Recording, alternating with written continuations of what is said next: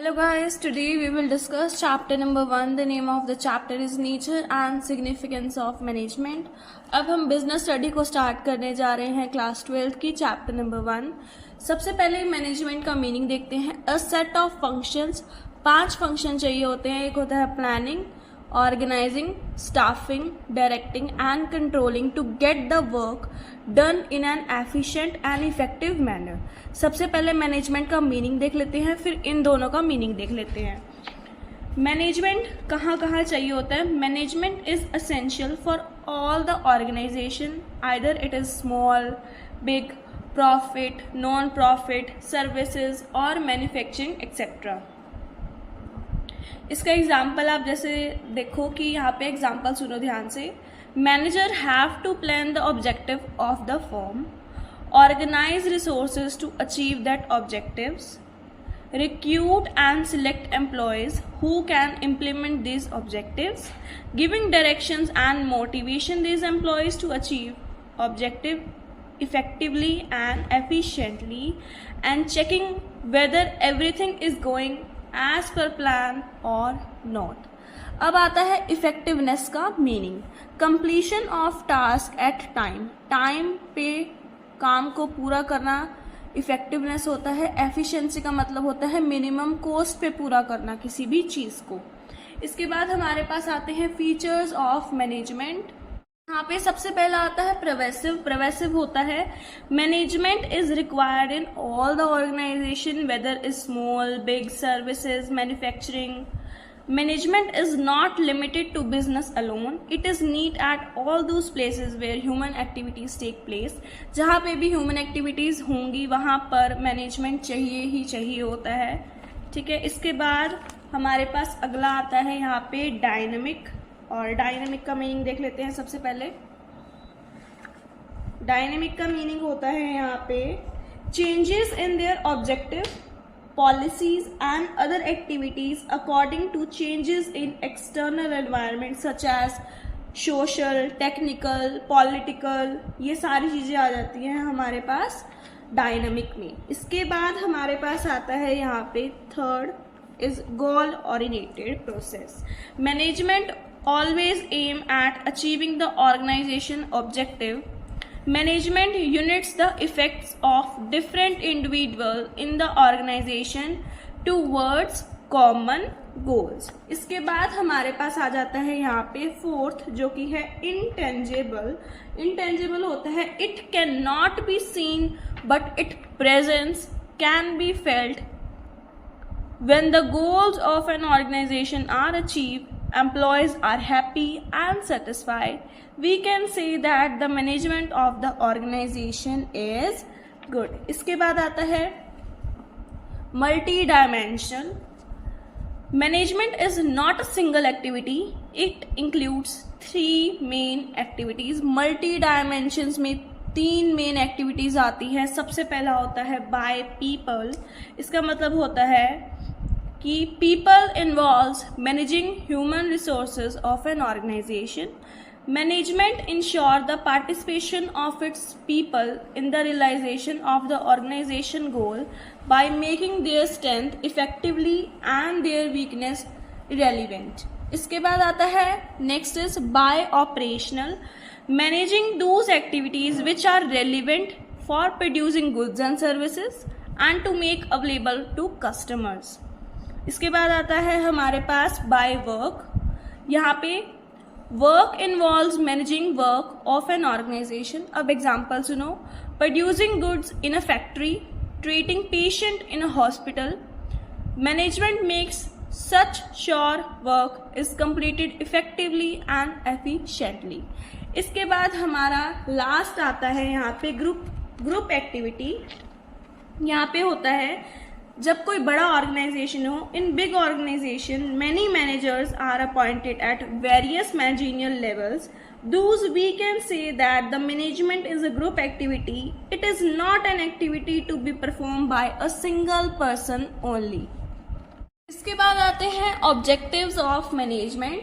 तो यहाँ पे 3 ऑब्जेक्टिव होते हैं मैनेजमेंट के. सबसे पहला होता है ऑर्गेनाइजेशन, सोशल एंड पर्सनल. सबसे पहले ऑर्गेनाइजेशन का मीनिंग देखते हैं।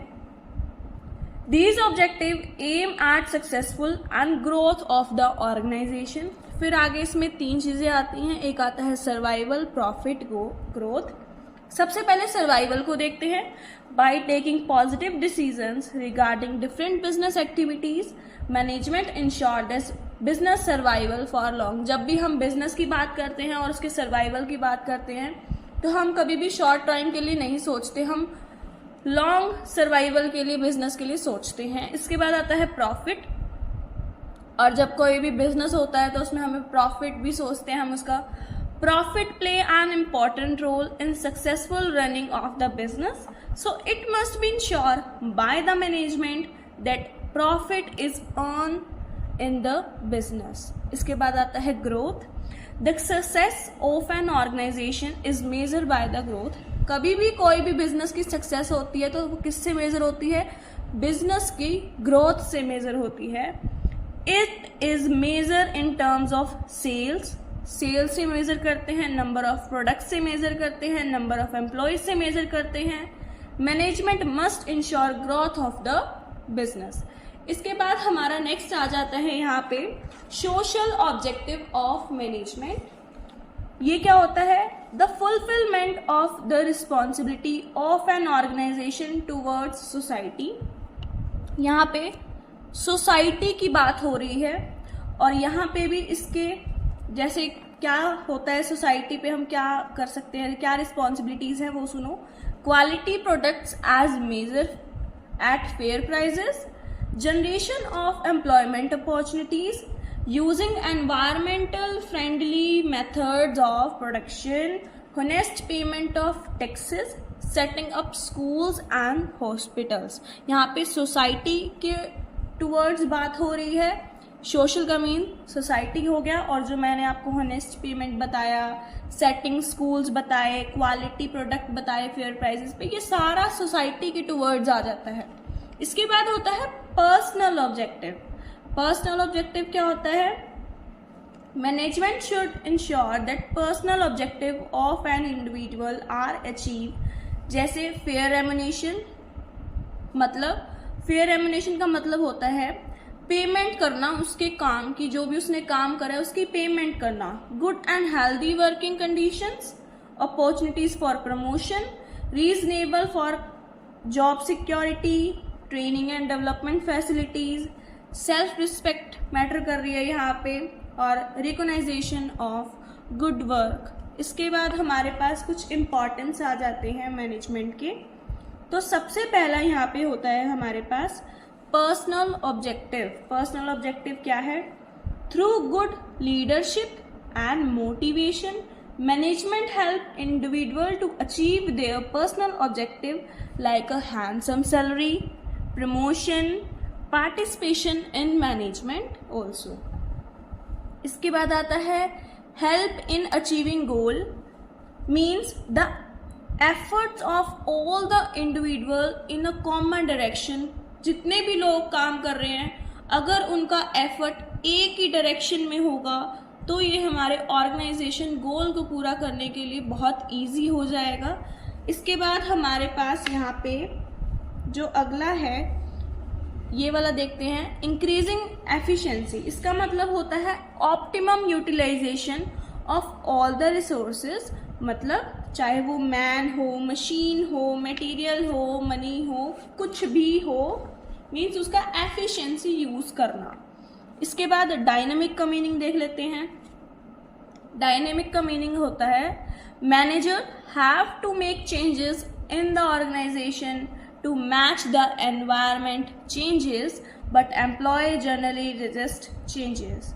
इसके बाद आता है डेवलपमेंट ऑफ सोसाइटी, मतलब बाय डेवलपमेंट ऑफ सोसाइटी कैसे होगा? बाय प्रोवाइडिंग क्वालिटी प्रोडक्ट, ये वाली सारा इसमें आ जाएगा, जैसे creating employment opportunities, introducing new technology for the betterment of people, protecting environment from pollution etcetera.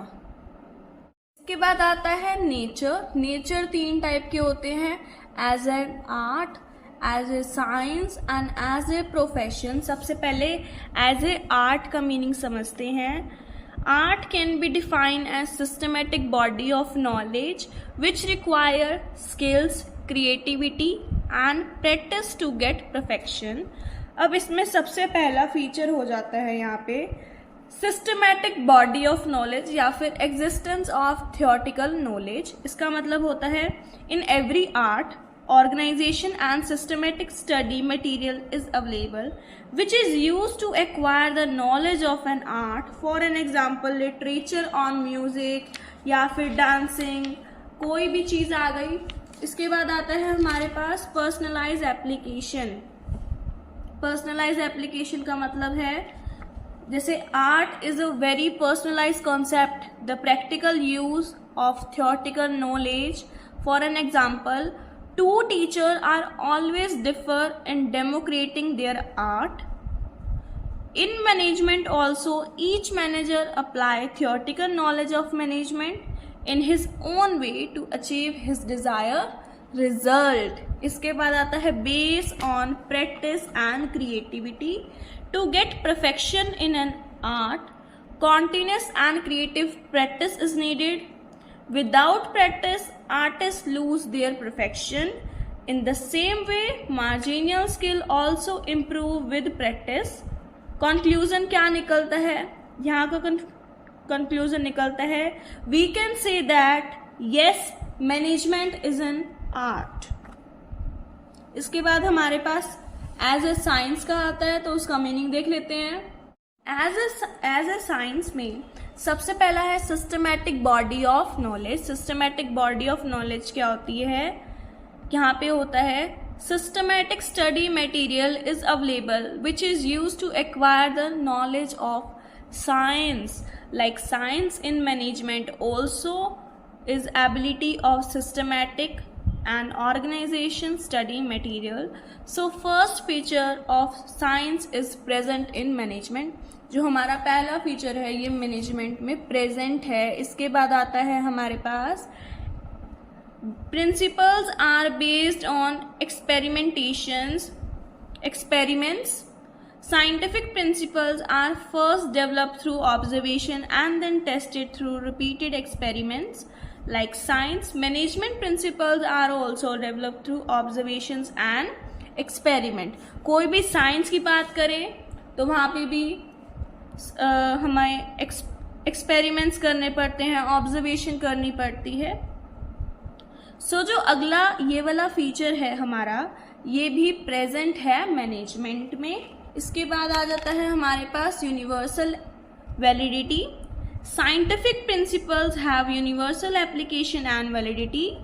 It means that it can be applied at where, at any time and any situation.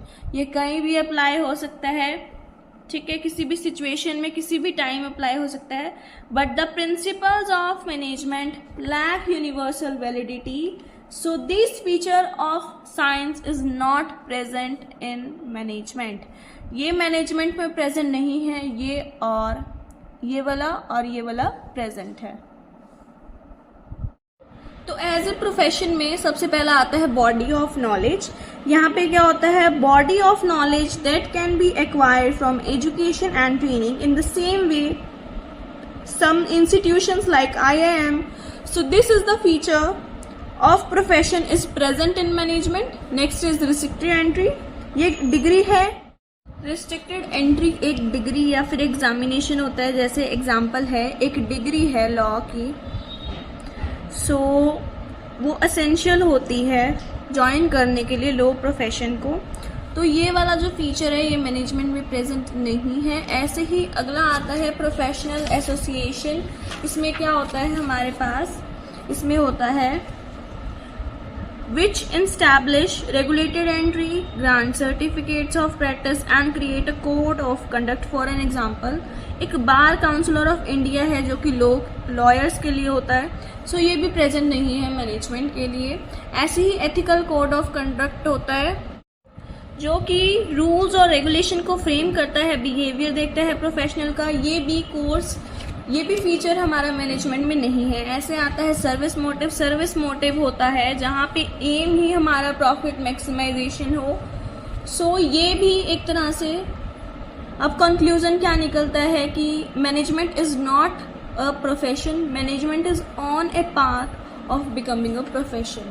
Coordination is the essence of the management भी है, और इसके बाद इसकी importance आ जाती है coordination की। तो 3 इम्पोर्टेंस है। सबसे पहली है growth in size of organisation, मतलब over a period of time an organization growth in size not only in terms of assets but in terms of number of employees। सिर्फ एक एसेट में नहीं बात करी जा रही, यहाँ पे नंबर ऑफ एम्प्लॉयज कितने हैं, डिपार्टमेंट्स कितने हैं। Therefore in order to bring unity of action coordination is essential. Coordination essential हो जाता है जब यहाँ पे यूनिटी ऑफ एक्शन की बात करी जाए। उसके बाद आता है हमारे पास functional differential, means conflicts of interest among the various department is a big problem in the achievement of organizational goal. Such conflict can be resolved by establishing proper coordination among the departments. And the last one is specialization. In large and model organization there is a big degree of specialization. Generally the specialists feel that they are the only qualified people and can take right decisions. जो qualified people होते हैं वो सोचते हैं कि सिर्फ हम ही right decisions लेते हैं। If all of them work in their own way, it will result in chaos and confusion. So there is a need to coordinate the activities of all the specialists in a common direction. सबको अपने अपने रास्तों पर ना जाके एक common direction में सारे काम करें, चाहे वो स्पेशलिस्ट ही क्यों ना हो, to get the maximum benefits, कि उनको मैक्सिमम बेनिफिट्स मिल सके जब वो एक कॉमन डायरेक्शन में काम करेंगे of their specialisation. So this is the chapter number 1 we have completed successfully. उसके बाद है कोऑर्डिनेशन। कोऑर्डिनेशन क्या है? To harmonise the activities of one person with another in order to achieve common goals. और क्या होता है, इसके फीचर्स देखते हैं। सबसे पहले ये होता है, एक तो होता है ग्रुप एफर्ट्स। ग्रुप एफर्ट्स में क्या होता है? Coordination integrates group efforts, means applies to group efforts when many individuals are working in an organization.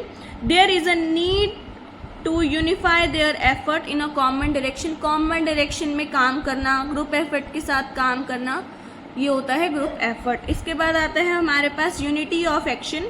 unity of action क्या होता है? The nature of coordination is of creating unity and for example production and sale departments have to coordinate their efforts so that supply of goods take place accordingly to the sales order। इसके बाद हमारे पास आता है continuous process है, ये never ending function होता है, कभी भी ख़त्म होने वाला फंक्शन नहीं है, कॉन्टीन्यूस फंक्शन है। इसके बाद आता है प्रोग्रेसिव। प्रोग्रेसिव का मतलब होता है it is required at all the level of management, either it is small, large, big. इसके बाद आता है हमारे पास coordination is the responsibility of all the managers, मतलब they are responsibility of all the managers like top, middle, lower, that they are make efforts to establish coordination। इसके बाद आता है एक deliberate function है, ये deliberate function means manager have to make efforts for achieving coordination among various departments। इसके बाद है levels and functions of management। 3 type के लेवल्स होते हैं हमारे पास। एक होता है टॉप लेवल, दूसरा होता है मिडल लेवल, थर्ड होता है लोअर लेवल या जिसको हम फर्स्ट लाइन मैनेजर भी बोलते हैं, सुपरवाइजरी लेवल या फिर ऑपरेशनल लेवल भी जिसको हम बोलते हैं। तो टॉप लेवल में सबसे पहले हम उसका मीनिंग समझते हैं टॉप लेवल मैनेजमेंट का, और इसमें कौन कौन आता है सबसे पहले ये देखते हैं। Top level management includes chairman, managing director, BOD means board of director, chief executive officer means CEO, this level is the ultimate source of authority and they are responsible for the growth and survival of the business. तो अब इनके क्या functions होते हैं, सबसे पहले सुनो functions क्या हैं. Determining the objective of the business, framing plans and policies, फिर assembling the resources such as capital, fixed assets. उसके बाद आता है appointment of department heads, coordinate the activities of different departments, controlling overall organizational performance etc. और ये welfare और survival भी देखते हैं. इसके बाद आता है हमारे पास middle level management. Middle level management में कौन कौन आता है, जैसे जितने भी मैनेजर होते हैं, चाहे वो प्रोडक्शन मैनेजर हो, चाहे वो सेल्स मैनेजर हो, चाहे वो मार्केटिंग मैनेजर हो, plant superintendents who they all are responsible for executing the plans and policies which are made by the top level. और इनके क्या फंक्शंस होते हैं कि प्लान और पॉलिसीज़ को एक्सप्लेन करना टॉप लेवल से जो दिए गए हैं, किनको एक्सप्लेन करना, लोअर लेवल को एक्सप्लेन करना, appointment of employees for their departments, motivating the employees for their department to achieve the desire results and cooperate with other departments for smooth functioning of the organizational. इसके बाद आता है हमारे पास lower level, जिसको हम operational level management भी बोलते हैं या फिर फर्स्ट लाइन भी बोलते हैं. तो ये इनमें कौन कौन आते हैं, इसमें आता है फॉरमैन, सुपरवाइजरी, इंस्पेक्टर्स, ये सारे इसमें आ जाते हैं. और इनका काम क्या होता है, working as link between middle level management and workers. ये लिंक बिटवीन होते हैं मिडिल लेवल मैनेजमेंट के और वर्कर्स के. Appointments of workers and providing training to them, ये ट्रेनिंग भी प्रोवाइड करते हैं. Assigning duties to individual worker, ये ड्यूटीज़ भी असाइन करते हैं. Maintaining proper discipline, insuring safety of worker, ये इंश्योर करते हैं कि जो वर्कर है उसकी सेफ्टी भी देखें प्रॉपर फैक्ट्री में. फिर maintaining quality and qualitative of output etcetera. इसके बाद हमारा नेक्स्ट टॉपिक आता है कोऑर्डिनेशन, जो कि